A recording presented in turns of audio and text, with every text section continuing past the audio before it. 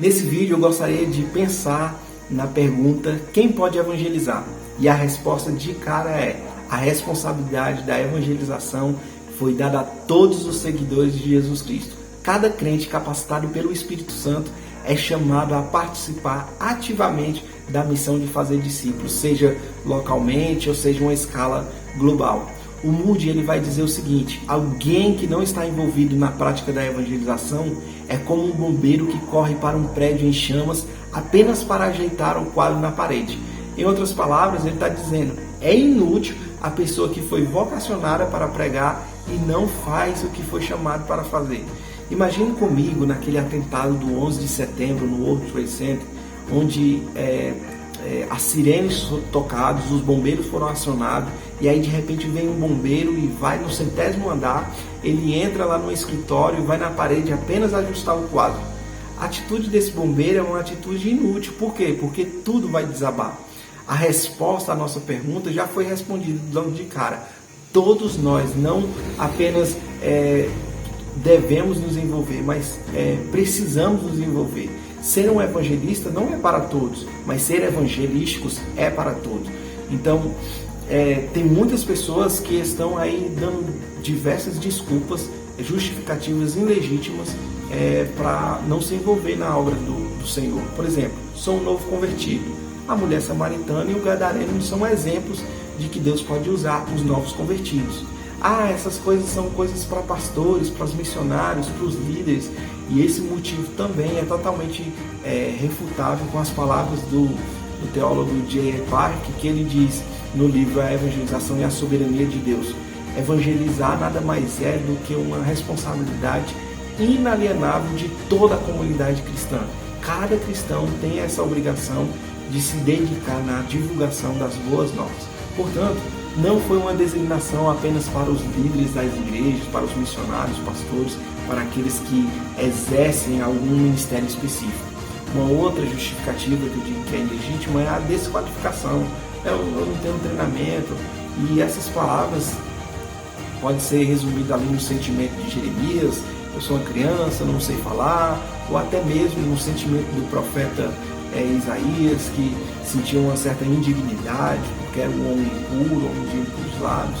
Mas na verdade, quando a gente pensa nessa falta de preparo, a gente tem que buscar, estudar, se esmerar para que a gente possa proclamar a mensagem do Evangelho. Eu não tenho chamado, eu não fui chamado para isso. E aí você tem que lembrar daquela clássica resposta que a missionária Sophia Miller deu a um repórter que perguntou sobre o seu chamado, como tinha sido, e ela disse: eu jamais tive um chamado, eu li uma ordem e obedeci.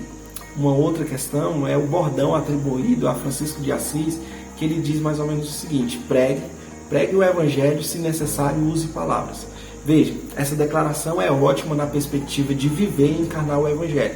Porém, de forma nenhuma, essa declaração pode ser vista na perspectiva de substituir a proclamação pela vivência do Evangelho. O fato que nós precisamos viver o Evangelho não isenta nós da responsabilidade de proclamar, de anunciar, de verbalizar as boas novas da salvação em Cristo Jesus.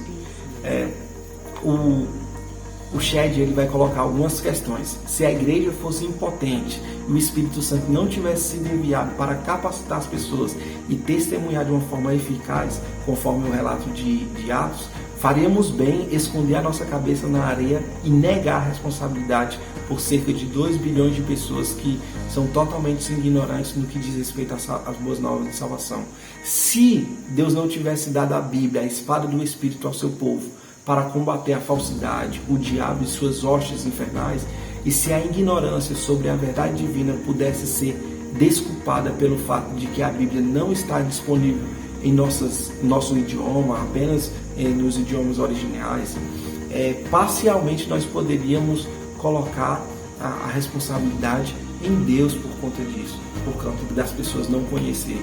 Se Deus não tivesse dito aos seus filhos que orasse ao Senhor da Seara para que Ele envie trabalhadores para a sua seara, e se Ele não tivesse prometido atender às suas súplicas, nós poderíamos tranquilamente observar o trigo maduro cair na terra e dizer: não é minha culpa.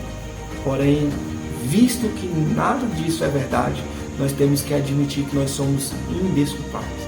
Essas são as questões que o Shedd coloca, que é muito importante. Esse comportamento de se isentar da responsabilidade e de aceitar a missão de Deus pode ser vista com os grandes homens, né, como Moisés, que ele resistiu ao chamado, alegando que faltava eloquência, também Gideão, que duvidou de sua capacidade de liderar e ele ficou ali meio que pedindo sinais a Deus. Já falei de Jeremias também, a gente já considerou também as respostas de Isaías. Todos esses homens de Deus, eles colocaram ali algumas questões diante do Senhor, mas mesmo com toda essa relutância, eles se permitiram ser usados por Deus.